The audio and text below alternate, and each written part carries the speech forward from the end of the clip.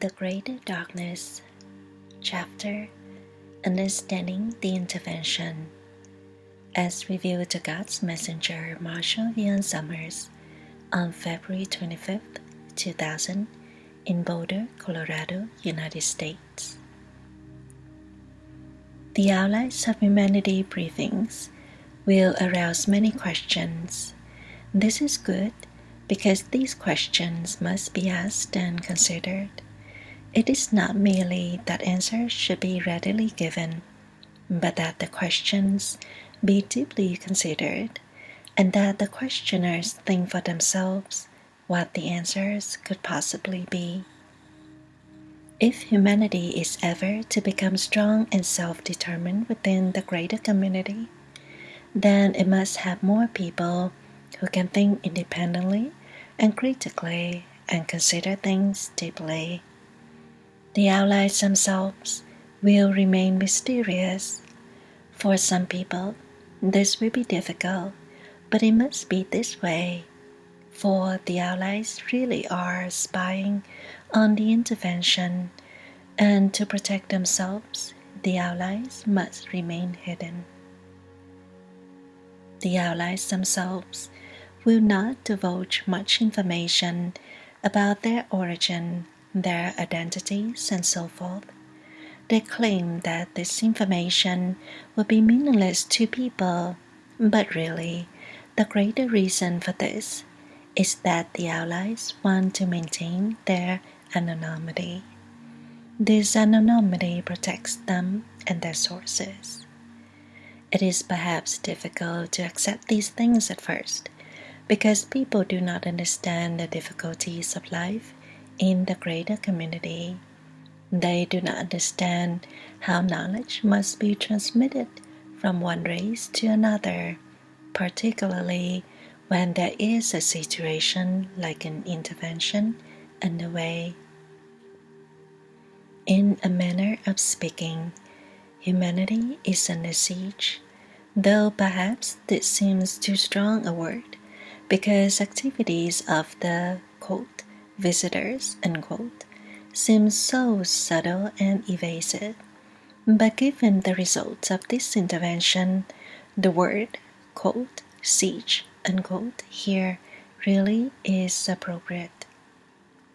If you try to help another nation that is under siege and you want to remain hidden, then you have to protect yourself and your sources and communicate in such a way that the message can be dispensed effectively with minimum risk of the information being destroyed or corrupted in any way.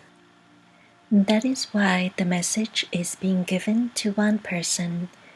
If it were given to many people, they could perhaps misinterpret it, and they would have different versions of what they had been given, and then they would contend with each other, and the whole message could be lost or corrupted.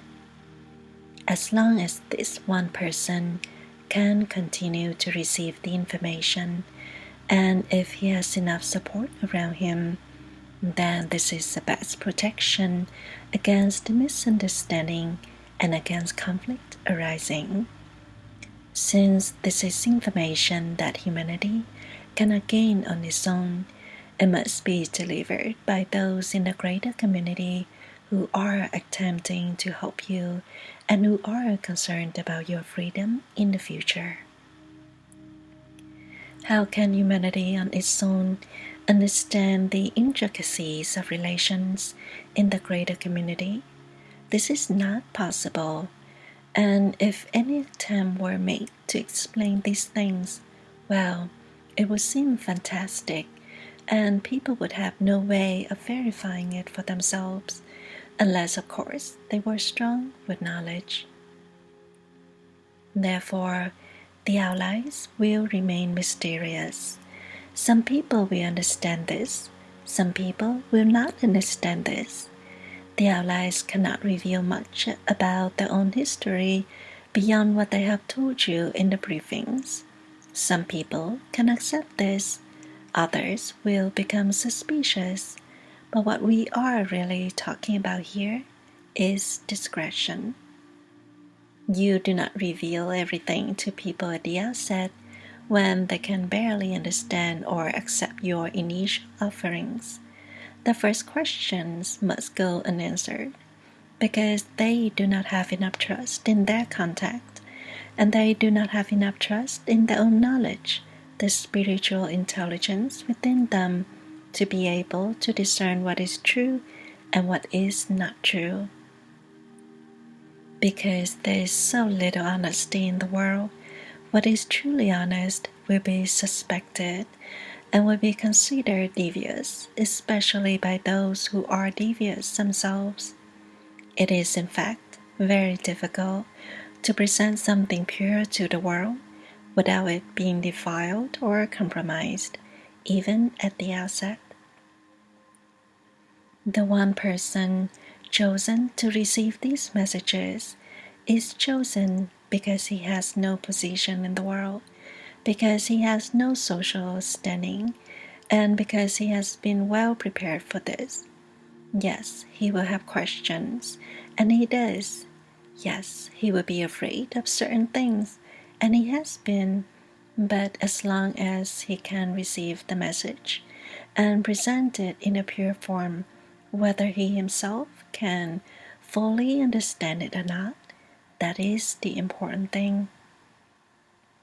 Because a message is in a pure form and does not conform to people's expectations, preferences, or beliefs, at the outset, not everyone will be able to comprehend it, and there will be much discussion and much suspicion, and many fears will be projected upon it, particularly by people whose previous understanding is challenged in any way by this new revelation.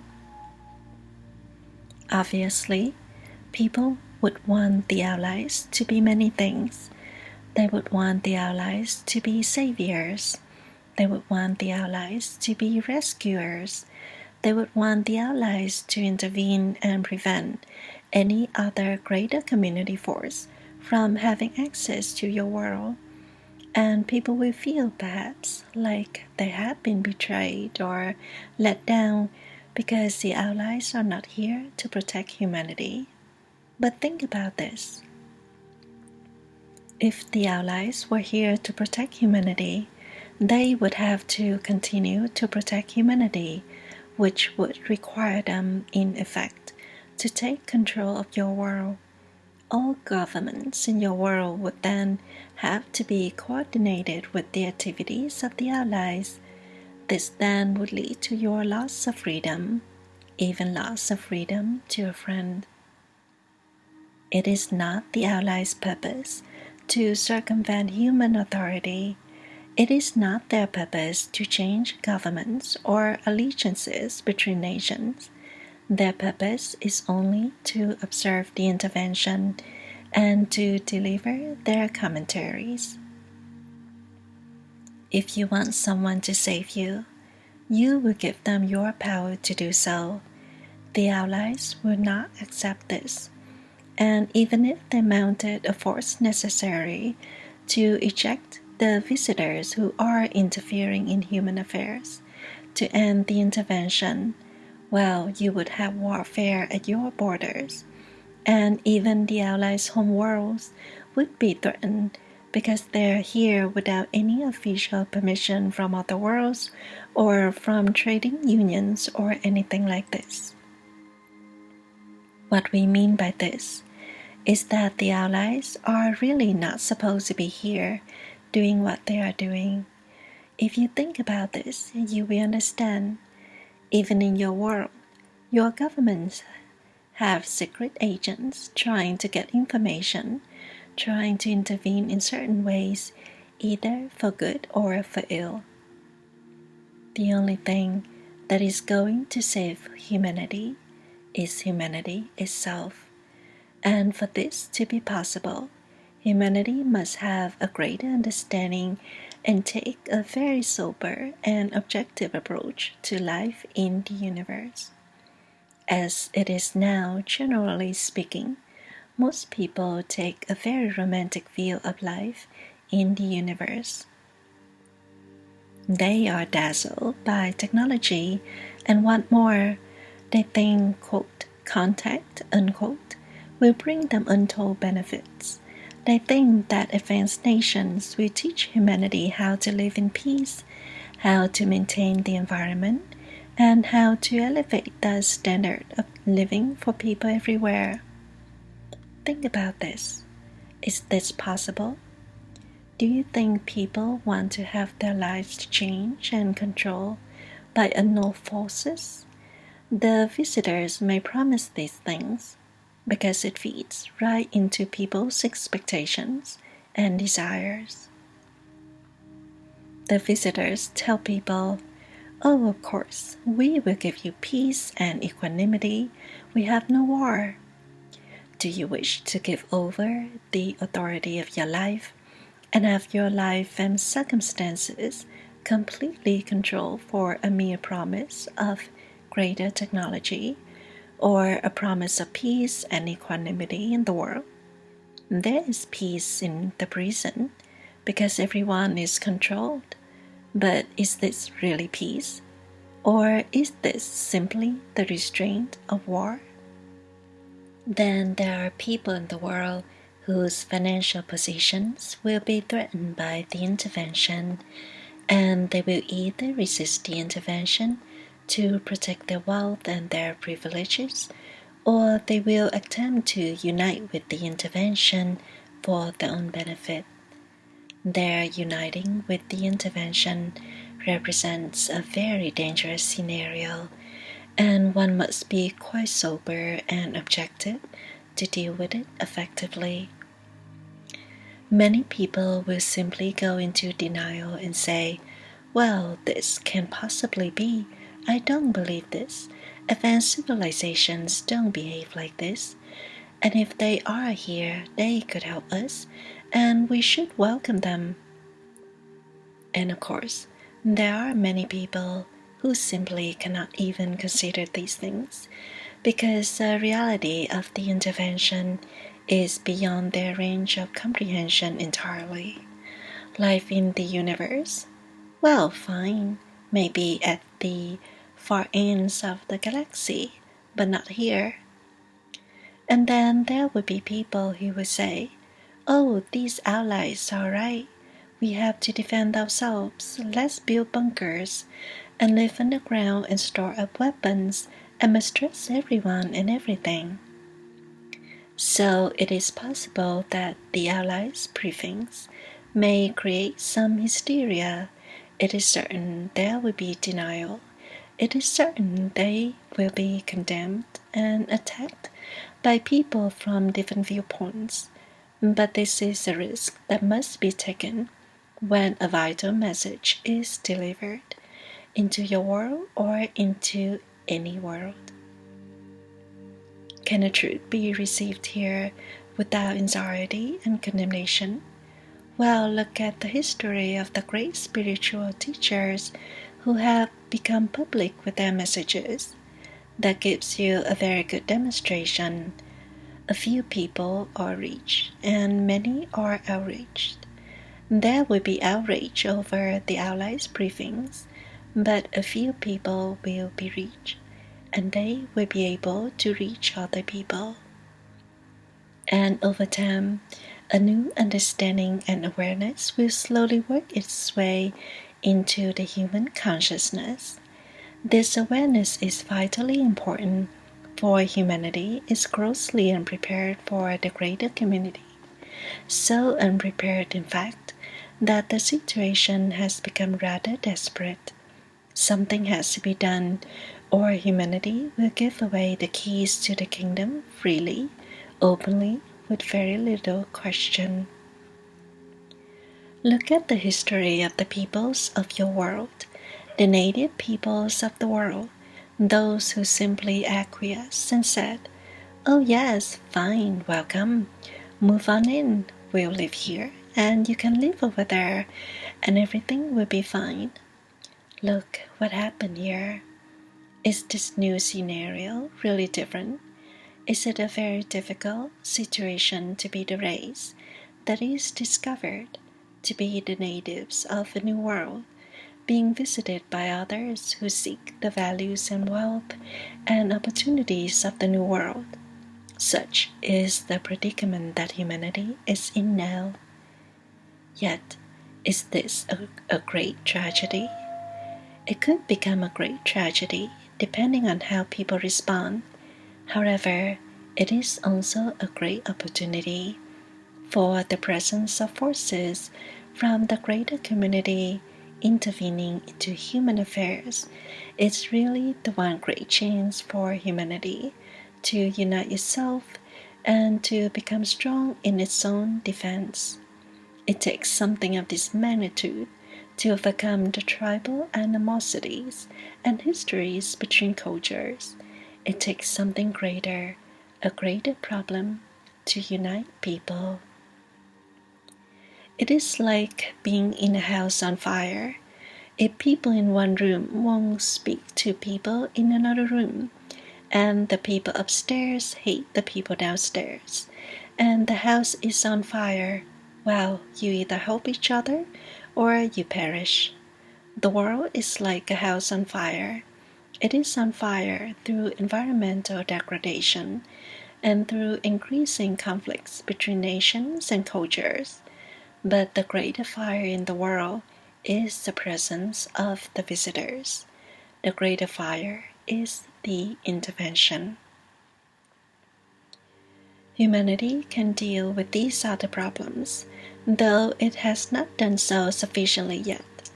But can it deal with the presence of those from beyond the world who possess skills that humanity has not yet cultivated? You can clean up your own backyard. You can change the structure of government. You can slowly, with great difficulty, bring greater justice into the world. And indeed, this must be done. But can you deal with the reality of intelligent life from beyond your world without romance, without hopeful expectation, without greed? Can you deal with this objectively and honestly? Can you say to the visitors, all right, if you are here, then you must reveal yourselves and your intentions, and we will determine if you have a right to be here or not. As the allies describe in their briefings, humanity should not let any foreign race upon its soil without permission from the population. Obviously, under current circumstances, this permission was never asked for and never granted. That is why it is an intervention and not a visitation. Visitors are welcomed in. They have asked permission to visit. They are here on a visit, with the permission of those being visited. But an intervention does not have this permission. It is forced upon you. Some people may say, perhaps the visitors did ask for permission and it was denied by the governments of the world. Well, even if this were the case, the visitors should be on their way and not be here. Even if the governments of the world made a mistake in not welcoming the visitation, if it was not welcomed, then the visitors should not be here unless they came to conquer and to intervene for this purpose. Why else would they be here and getting so involved in human affairs, taking such great interest in human physiology, psychology, and religion? Do you think they are lacking these things and that is why they are visiting? Do you think they are going to steal the books out of your library?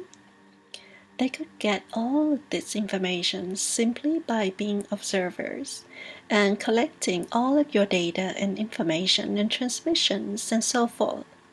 They would not need to be here interfering in human affairs to learn about you. Some people think, well, they need our reproductive abilities, or they need our spirituality, or they need our emotions, or they need our religion.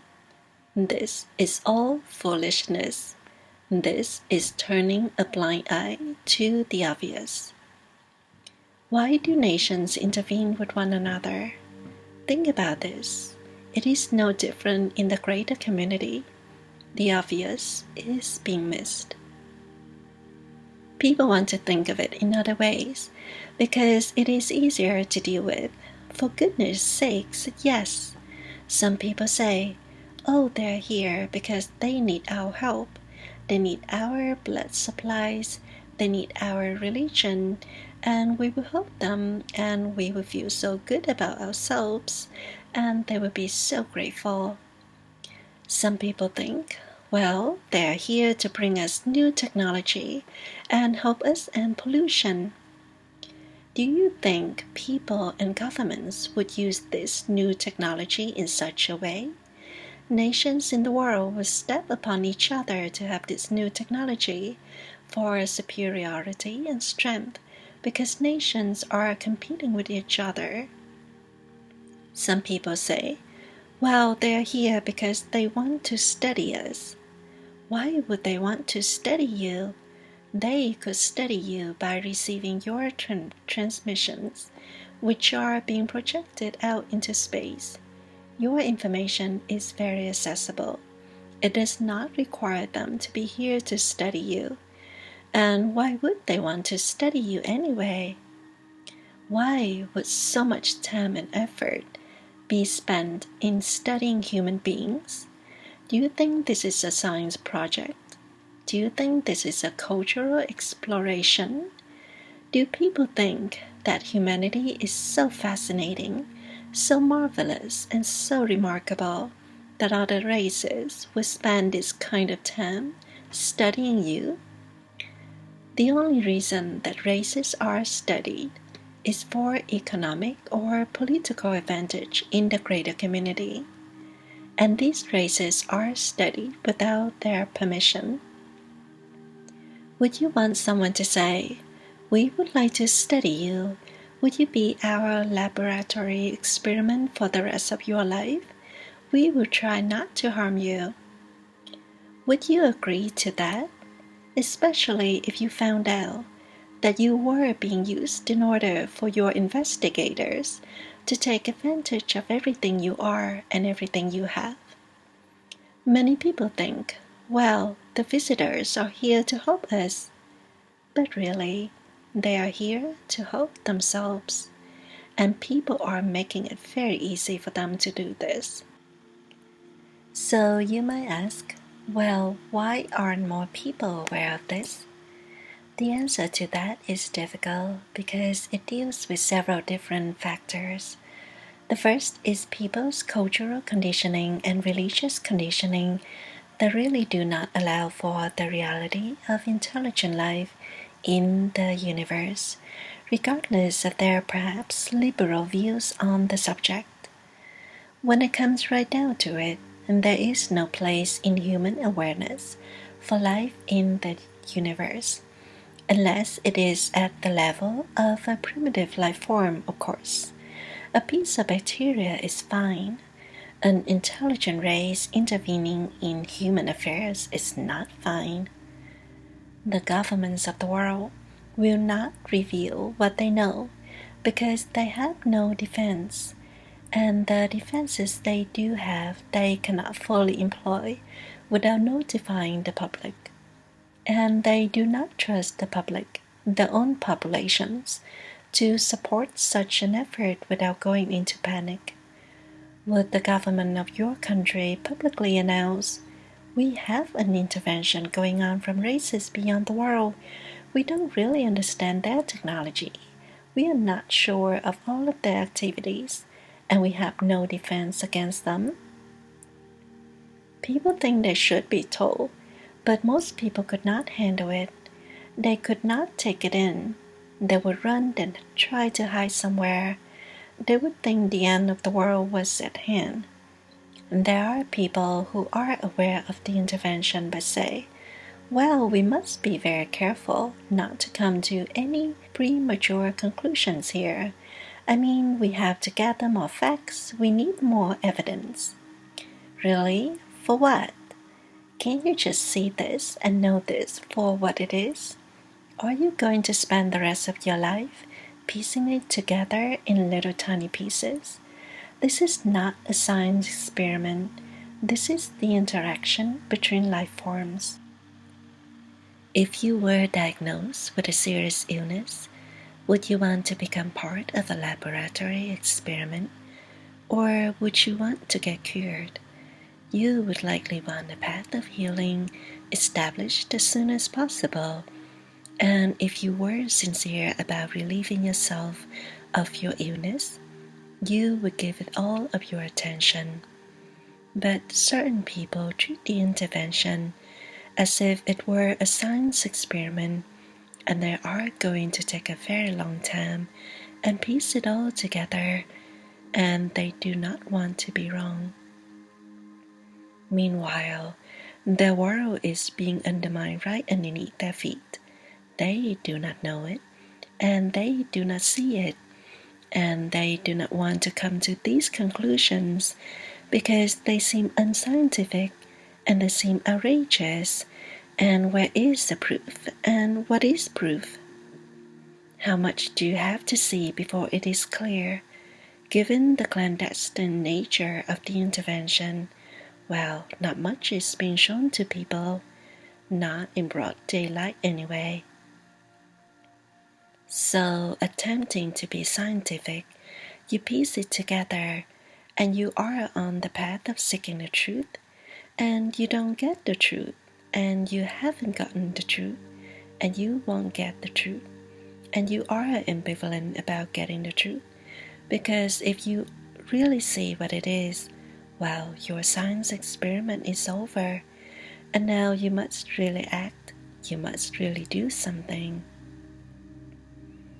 And your colleagues will look at you like you are crazy, like you have lost your mind, like you have given up your reason and objectivity and taken a wild and outrageous position. So, as much as the truth is sought, at least in theory, it is denied, and no one wants to take the risk of knowing anything. This is a very hard thing to come to terms with, by the way. We understand this. This may be the hardest thing you have ever come to terms with, other than your own mortality. We do not expect people to simply accept this at first notice, but we must address those tendencies, beliefs, and attitudes that prevent people from knowing this at any time. You do not want to wait for the proof, because then it would be too late. By then, there will be very little recourse. Then people will say, well, the visitors have really taken over everything now. I guess it means that's why they're here. And what do you do then? Protest? Write letters to your senator? Complain to your friends? This is a very serious situation. People must take risks here to see and to know. But even in taking risks, you need some hope, because you cannot see what is beyond your borders.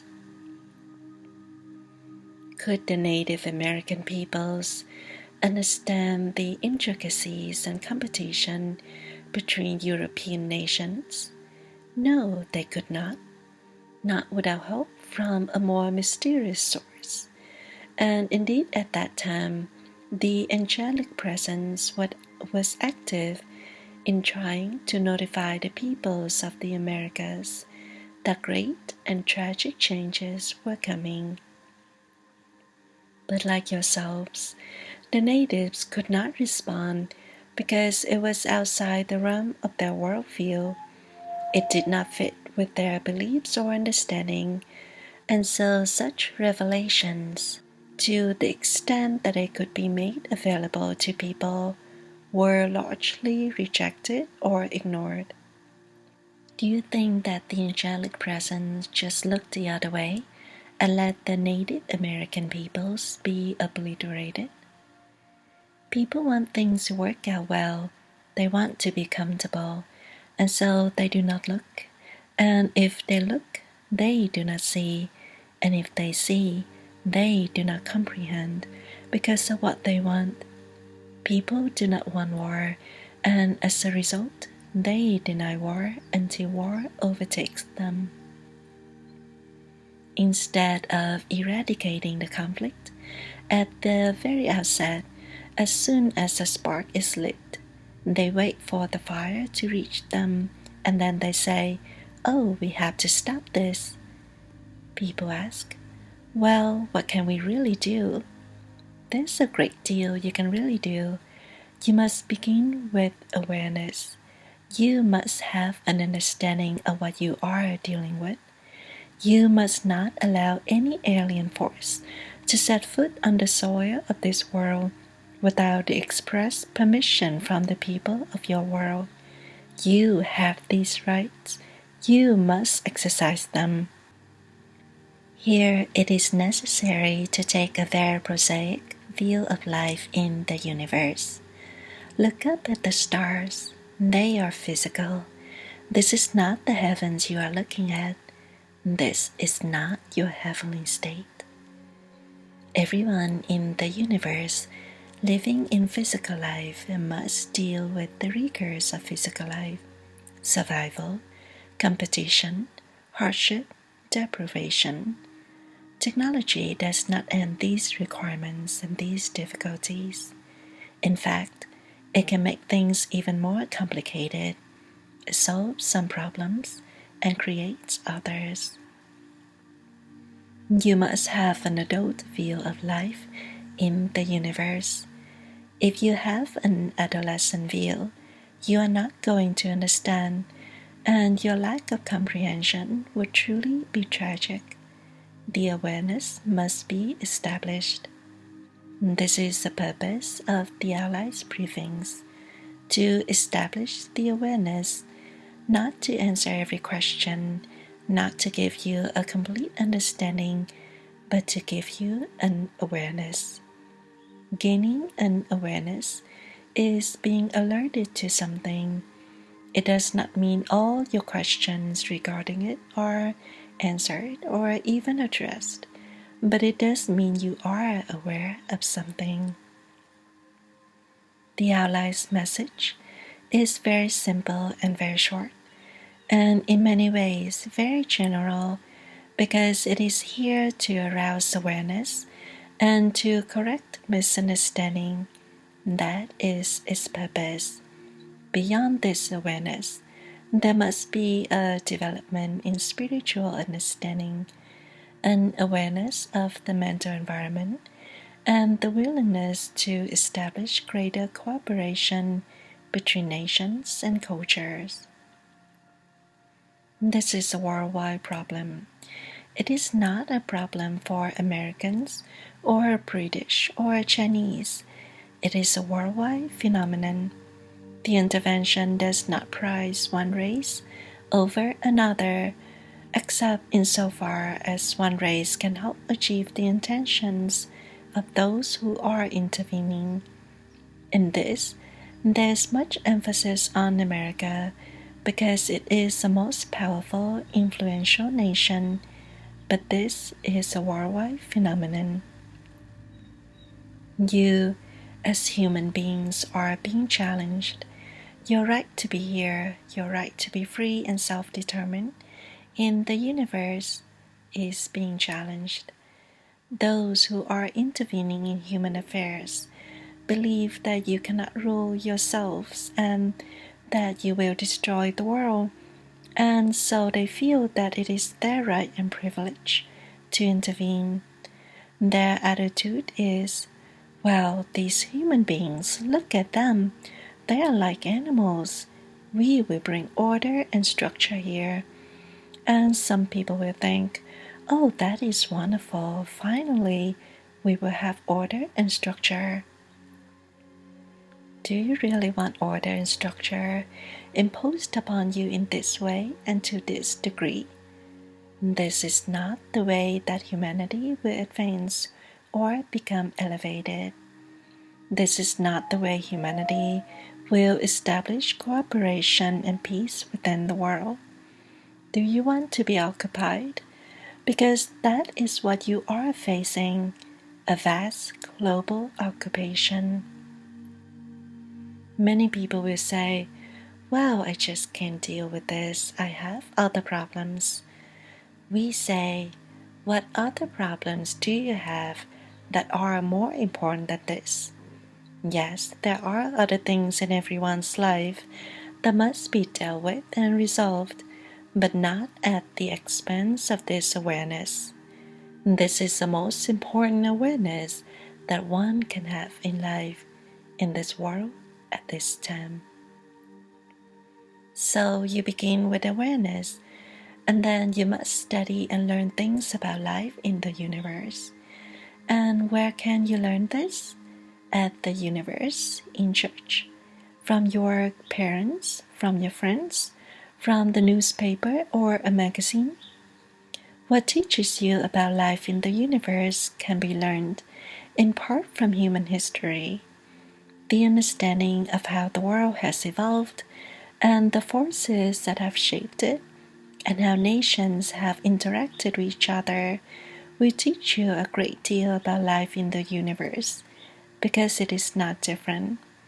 It is only happening on a much greater scale with many more different influences and participants. You need a very sober view of intelligent life in the universe, and you must understand, counter to what is believed by many today, that technology will not save you. It will only change you. Technology has not saved any race in the universe. It has only changed them. Yes, there are nations that can overwhelm and dominate others because of technology, but these invading nations have been changed themselves by technology. Technology actually makes you vulnerable in the greater community. If you have technology that no one else has, well, everyone wants what you have now. And how are you going to defend what you have and protect what you have? It is a problem that very wealthy people face even in your world. How are they going to protect their wealth and their privilege? This totally changes their lives, their friends, their priorities, and can indeed make their lives truly miserable, and often does. The best position in the greater community is to be self-sufficient, independent, and extremely discreet. This is wisdom on a greater scale, yet you can understand from human culture and from your own history how this can be true and why this is true. Does a person who just won $1,000,000 go out and tell everybody, well, things will change if they do? Discretion, discernment, very important, more important now than ever before. Therefore, a great deal can be learned from your own history. You take an objective view and say, well, this is what happens when nations of different capabilities interact. Yet many people still think, it's manifest destiny, it must be this way, it's the way it is, and it can't be changed, and it would have happened this way anyway. That is ridiculous. It could have happened in many different ways. It could have gone many different ways. History did not have to turn out the way it did, and there are other people in the world who think, well, whatever happens is the right thing to happen. This is even more ridiculous. Yet, while much can be learned by studying human history, culture, and psychology, there must be new information as well, a new perspective. It is not simply new information you need as much as a larger perspective. If you look at things the way you have always looked at them, you are going to see what you have always seen, and nothing new is going to be revealed. So, to have a new understanding, a new revelation requires a different perspective. Otherwise, the mind simply protects what it already believes in and fends off or fights off anything that challenges that. A new spiritual perspective and an understanding of spirituality in the universe is being provided through the teaching in greater community spirituality. Instead of receiving this gift from the Creator, some people may say, "Wow, this is all coming from one person. He is going to become so rich and powerful." Huh, we hope he does not get destroyed actually. Is it a blessing to have all of this given through you into the world? Is it really a blessing to be maligned and condemned, or even deified by people? We think it is a great burden and a great sacrifice to accept such a responsibility. The best thing you can hope for is anonymity, but you will not have it, because sooner or later people will find out. Well, this person really says that he has something that no one else has, and then everyone goes crazy about it. How can someone say this? Who does he think he is? He must be cavorting with the devil, and if he is cavorting with the angels, well, why does he get to be the one and not me? You see, it is hard to be a messenger. Yet, someone has to do it, and a person needs great assistance or it cannot be done. They must have great self-trust, great confidence in the Creator, and great discernment to tell whether they are being correctly or incorrectly guided. Certainly, anyone who is protecting their money or their social standing could not be in such a position without great personal conflict. Therefore, new information is needed here, a new perspective, a greater community perspective. You have to start thinking like someone who lives in a greater community and not simply someone who lives in a neighborhood or a town. Perspective can be learned, and when you gain a new perspective, particularly a greater perspective like this, well, you can see and know things that simply were not obvious before, and these things will not be based upon speculation, but upon clear observation. At some point, you will say, "Well, of course, no one should be visiting us without our permission." That becomes obvious. Right now, people never even think to ask that question. "Well, I don't know." At some point, you become aware that spiritually advanced races do not go around intervening in other people's worlds. They may send messages through observers, like the allies of humanity, but they do not intervene. The spiritually advanced in the universe do not do that, regardless of their cultures, their worlds, their temperaments, or their natures, because this is wisdom, and wisdom is universal. So just because someone can fly in a spacecraft and get here quickly, relatively speaking, to think that they are spiritually advanced, well, that is ignorance. So when you gain a great community perspective, you realize that the wise do not intervene. The wise do not come here and change everything. There are circumstances where genetic material will be given to an evolving race, but that is not what is occurring in the world at this time, we can assure you. Humanity has everything it needs to be successful. It does not need advanced technology. It does not need alien genetic material.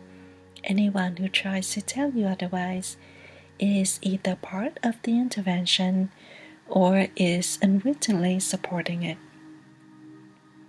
Humanity needs a new perspective, but within you and within the human race is the seed of knowledge, your spiritual mind. this knowledge is ancient and has been with you all along. If you can discover it, it will reveal to you what you need to know and what you need to do. Everyone who is born into the world today is born with the potential for understanding the greater community, because this is a time when humanity gains contact with life in the universe, which we call the greater community. This understanding is in you already. If any alien race tells you, "Well, we are here to enhance your genetic code," you must not believe this. It is not true. If you really want to be a laboratory animal, if you really want to be subjected to an occupation, if you think this is what it means to have contact with life in the universe, then what is going to change your mind? Experiencing the occupation, waking up one day saying, "My God, I am no longer a free person and I have no recourse." Is it too audacious to say that this is the most important problem in the world and that God has given an answer and the answer has been given in a teaching? Is it too audacious to say that this is the most important problem in the world and God has given an answer and the answer is being given through one person? How else would the answer be given? Would it be given to 100 people? The message would never get beyond them if it did. When Jesus came, were there 100 Jesuses, all competing with each other? "Well, my Jesus is the real Jesus, but yours is not." That is not how revelation is brought to the world, because it does not work. We are beyond the world. We are the angels. So we can say audacious things and then go somewhere else. We do not have to deal with the repercussions. We just deliver the message, and people either go crazy with it or they become illuminated by it. But we are somewhere else. It does not affect us. However, for the messenger, it is another story. He has to face all of the reaction that will occur. It is not an easy job. Be glad that you are not given this job, but understand that as your realization occurs, you will have to advocate for this awareness too. You will not have the difficulty that the messenger has, but you will face all the things that we are talking about. You will see the effects of the intervention. You will see the effects of the pacification program. You will see how listless people are, how critical they are, and how much they are in denial, and all of their outrage, and all of their suspicion, and all of their fear, and all of their avoidance. You will see. It will be as clear as day, and you will understand then how revelation occurs in the world. When the message has to be given and time is of the essence, this is how it occurs. This is the difficulty. This is the challenge. The real problem ultimately is not with the intervention, though that is a real problem. The bigger problem is human response ability.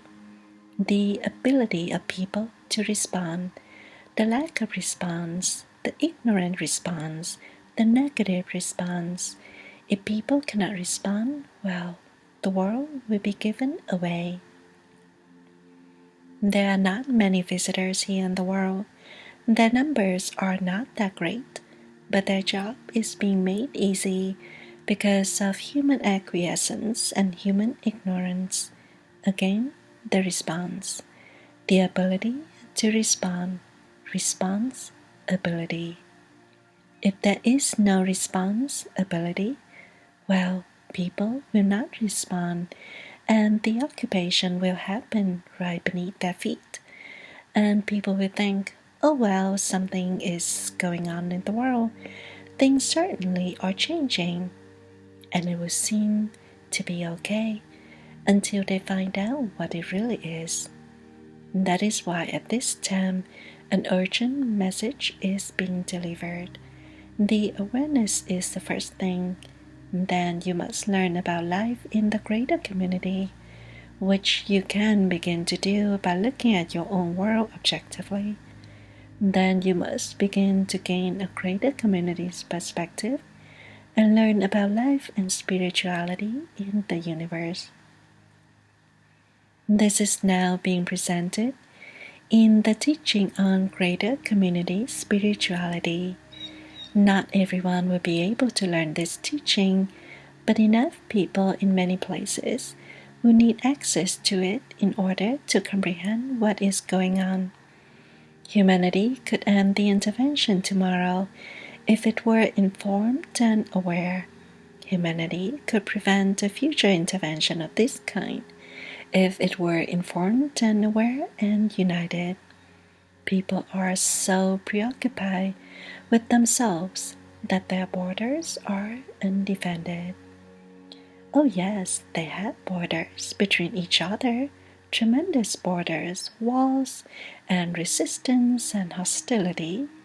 But your borders to space are undefended. You have no walls to prevent the outside from coming in, because you do not think there is an outside that can come in or that will come in. This, then, is a time for courage, trust, and honesty, time for a real reckoning within yourself. Read the outlines briefings and ask yourself, what do I really know? Not what do I want or what do I prefer or what do I believe, but what do I really know here? Is this really happening? Consult knowledge within yourself if you can, not your ideas or your fears or your beliefs, but something deeper within you. That is where the real confirmation will happen. It will take great courage to ask this, because this awareness will change your life. It will set you free, and it will give you direction. But you must be willing to have this change within yourself. This is the revelation that happens within each person. It is much resisted, much delayed. But if it can take place, it is the most valuable thing. We send our blessings to you and ask that you receive this counsel and consider it for yourself, for you must make the ultimate decision. We can only inform, we cannot control. The presence of the teachers is with you.